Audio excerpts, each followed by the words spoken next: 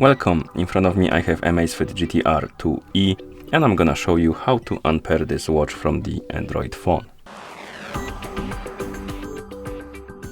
First thing we need to do is to open the Zap application on the phone that is paired with our watch. So let's open the app. In the app you should see the home page. Now tap on the profile icon to open the profile page, and on the profile page you should see your Amazfit GTR 2E on the list of my devices. Tap on it to select it, then scroll down, and at the bottom of the page you should see the Unpair button. Tap on it, tap on Unpair, tap on Unpair again.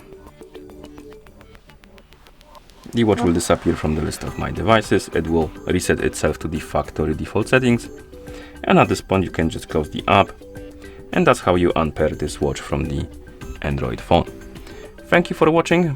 If you found this video helpful, please consider subscribing to our channel and leaving a like on the video.